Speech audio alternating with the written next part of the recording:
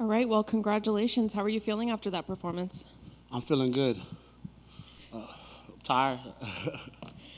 Did it go how you expected? Did you kind of expect to have to go 3 rounds with him? um, I mean, you always prepare to go 3 rounds. Anything can happen in the fight, but we train very hard to be able to go 3 rounds and go 3 rounds efficiently. Were there any surprises in there? Um, the range, I guess, when you get in there, you want to find your range in a fight. But I knew he's a kickboxer. He's going to be tough. So no surprises at all. I know it's been about, I believe, 8 months since we've seen you. What were you doing during that 8 months, and what does it feel like to now be back? I was rehabbing. I had thumb surgery, and I was back in the gym training with my coaches and just trying to put together this plan so we can make our run. Was it difficult for you to be out that long? Yeah, watching everybody fight, my brother fight, everybody fight. It was a little difficult, but I knew that at the end of the day, if I just stick to the course, and I'll come out the other side. Was this the kind of fight you wanted on your return, or was there somebody else that you kind of had your eye on? Oh man, this was a hell of a fight on my return, because this dude came out there throwing bombs, and it's no fight is easy in the UFC. Let's just be honest. No fight is easy. It don't matter who it is, but and to get a guy like that can really strike in an undefeated fighter, it was really I feel really accomplished. Was it nice to fight somebody who kind of had something in common with you, with both of you guys having brothers in the UFC?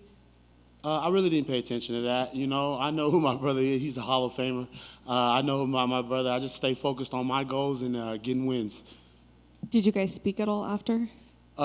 He said, not after, but during, when he tried to get up and then he couldn't, he said, "You bitch." So that was very funny to me. He was just like, "I can't believe you bitch. I can't get up." And that's all he said to me in the cage. Do you like that little bit of talking in the fight? Does it motivate you at all? It's crazy to say, but I'm so focused in the fight that I really don't pay attention to it. You hear it and I absorb it, but I just stay focused and stay single track minded on the goal, which is to win. So I don't let it get in my bubble at all. And I know right before you went in the cage, it looked like your brother gave you some advice and you whispered it in your ear. Are you able to share any of that with us? My brother just kept saying the same thing over and over again. He says, "Don't rush. Stay patient." This fighting, when you rush, your heart rate goes up. Your heart rate is already going through the roof. But when you rush, it goes up a little bit more, and that can lose and makes you lose track of focus. And the mission is not to go in there and rush. The mission is to go in there and execute and do what we need to do to get the job done. And I'm glad that we got that done today. And what's the game plan going forward? Do you have an opponent in mind or a date in mind? This is the UFC. You get to a certain level, you fight everybody. So the goal going forward is just to keep listening to my coaches and just keep getting better. Just keep getting better to just be in the cage and be able to mix everything up and just improving. And in a perfect world, how many times would you like to fight a year? I would love to fight 4 times a year in the perfect world. 4 or 5 times a year, depending on how fast we get those guys out of there. So yeah, I just take it one fight at a time, one day at a time, and just keep it pushing. Thank you. Thank you. I'm back here. What was the message like from round one to round two from the team in the corner? I mean, the message was, you're the motor. We got to get this guy down. We got to get back on my posture. Get back on my horse, and and we're gonna drown this guy because he gasses, and we knew that watching film. Of course, anybody's gonna be tough in there, but I knew if I just keep staying the course, we were gonna drown him. And like Coach Peter said, when you get on top of him, don't rush. Just be nice and controlled and relax and breathe. And we did that, and we got him out of there. And was there anything different that you saw in the second and third round that helped you land the takedowns more successfully in the first? No, nothing different. Just the will to do it. When you get in a fight, it's all about your why and your will, and just the will to get him down. I wanted to get him down. I got him down. So that was the goal, and we did it. Thank you. Thank you. Hey, Mohammed. In that first round, he was tagging you a couple times. Were you hurt at all? No, I wasn't hurt at all in the fight. He hit me with shots, but when you're in the fight, you take shots. The number one thing too is just when somebody's throwing shots and exploding and coming at you like that, and then especially in a small cage, it's hard to try to get your footing, you know. So sometimes it'll look like somebody's like hurt or stumbling because the cage is small, you know. There's nowhere to go. Either you're gonna go through them or go around them, you know. There's nowhere to go in a small cage. So a lot of it was me trying to get my footing, me trying to like escape and just get back balanced and get back in the middle of my base.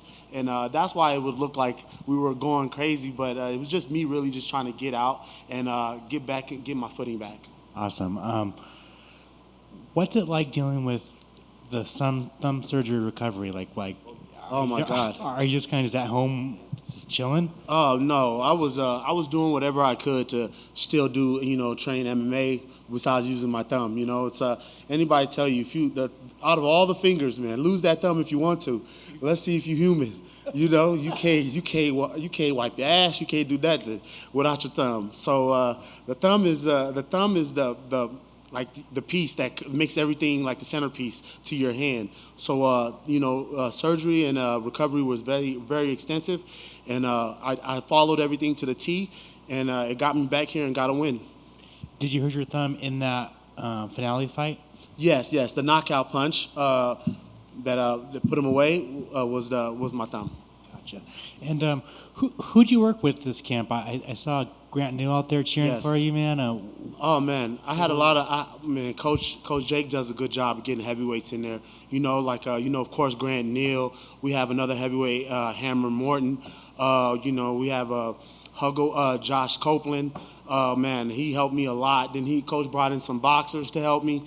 We have a plethora of heavyweights that come in that gym and help me. You know, I had a Christian Edwards. You know, he was with Bellator. He came and helped too. So I had a lot of different guys that I got to see a lot of different looks. What's your necklace? This necklace that I always wear is my son, of course. And then shout out to Maha Jewelers. They made this one for me as the motor. You know, because I know they made my brother one, but I was like, you know, my birthday just passed, so this was a little birthday gift for me from Maha Jewelers. So shout out to them. I told them I needed a motor necklace because they can't just give my brother one and not me. So they made a special one for me, and I'm very happy for that. And finally, I asked you your last fight, and you were kind of indifferent, but do you fight on the same card as Kamaru, or do you guys want to kind of keep that away because you're kind of hype, bro? Like you hype each other up. Oh man, I can't even. I don't even know how to explain that right now. Let me just keep winning. You know, I keep winning, and when we get there, that'll be a blessing. You know, but right now, I just want to just keep winning and just keep getting better. Shit, the sport ain't easy, and and the more you do it, I mean, I love it. But man, it's a hell of a sport, you know. I love it. Thank you, man. Thank you. Congrats on the win, my man. Just one for fun. One of my favorite tracks, but why did you choose that Biggie song to walk out to? Because I chose it. You know, like a lot of people won't tell you, but that walkout song is important. It's very, I don't know. And that's that Biggie song.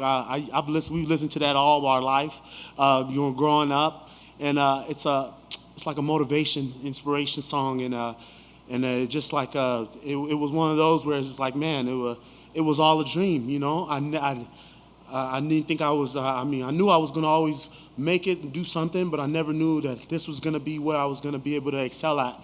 And I thought it was gonna be football, but God always has a plan for you, and He'll always show you the way. And for me to be here on this big stage, that's why I put that song on for my first real fight in the UFC. And we came out to it was all a dream. You know, I used to read Word Up magazine, Salt and Pepper and Heavy D up in the limousine. So. Shout out to Biggie, you know, rest in peace. But that song touched me for my very first UFC fight, you know. So I guess now we can go back to my African roots and go back to some African music. But I had to start with that one. That's what's up, man. Thank you for sharing that. I appreciate it. Thank you. And congrats on living the dream. Thank you so much.